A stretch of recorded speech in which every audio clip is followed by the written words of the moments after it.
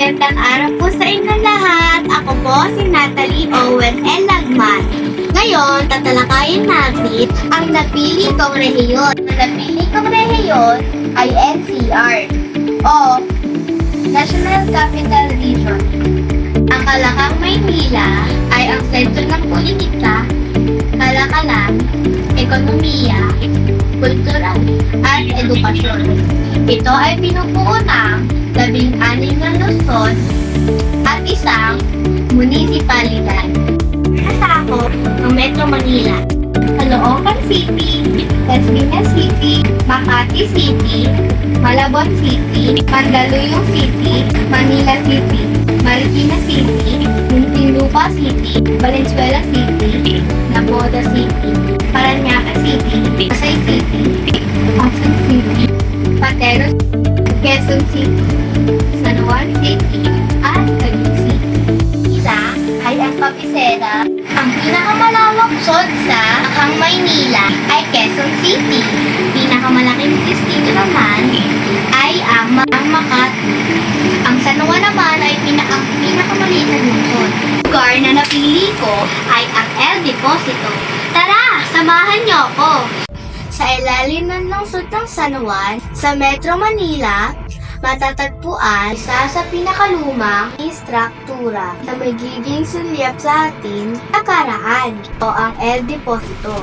Isang lumang takan ng tubig or water reservoir. Itinayo noong panahon ng Kastila. El Deposito ay hindi lang simpleng naging imbakang tubig noong unang panahon. Saksaling ito sa malalim na nakaraan sa pagitang Pilipino revolusyonaryo laban sa mga duhang mananakop.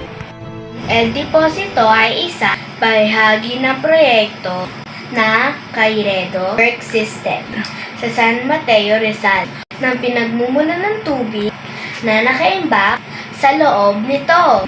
Mula sa imbakan, supply ng tubig. Dos 300 residente nung panahon na yon. Isang underground water reservoir na tinayo nung mga Kastila.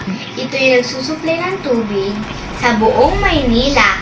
Kaya napakahalaga ng water reservoir. Kaya pinaglabanan ng mga Katipunero at mga Espanyol. Ang tubig natin ngayon ay nanggagaling na sa iba't ibang mga dam. Maniniwala ba kayo, noong 1800, lahat ng tubig sa Maynila ay nanggagaling lang sa malaking tangke na kung tawagin ay El Deposito. Wala na pong tubig dito ngayon. Isa na po siyang museo. Ano ang mga likas na yaman na nakukuha ng mamamayan sa komunidad? Ang yamang taglay ng unang rehiyon, CRI ang yaman na nasa kagalingan ng mga taong nagtatabraho upang mapalago ang kabuhayan ng mga nasasakop ng lungsod. Isa pang matuturing na kayamanan ng rehiyon ay ang malawak na kapatagan ng bawat lungsod. Tinatayuan nito ng mga malaki at matataas mga gusali na siyang sentro ng komersiyo. Ano po lang mga panganib ko sa kuna at dahilan ng kanilang nararanasan? Sa lugar ng NCR, laganap ang pagbaha at pag-ulan. Ang nagiging sahig ng pagkawala ng hanap buhay. Dahil kapag may baha, ang mga tindera ay hindi nakakapagtinda. At ang iba naman, mga gusali, ay hindi nakakapagbukas. Bilang mag-aaral, ano ang mga dapat gawing paghahanda sa mga panahong kanilang nararanasan?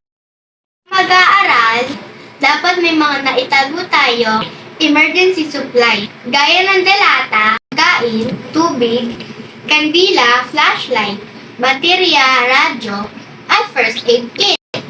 Mabuti rin na tumutok tayo sa radyo, TV, at internet para malaman ng mga balita tungkol sa mga bagyo.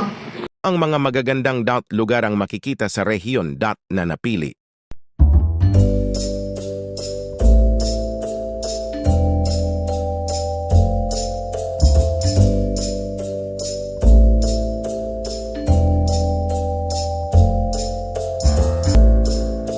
Salamat sa pagkikinig. Sana may natutunan kayo.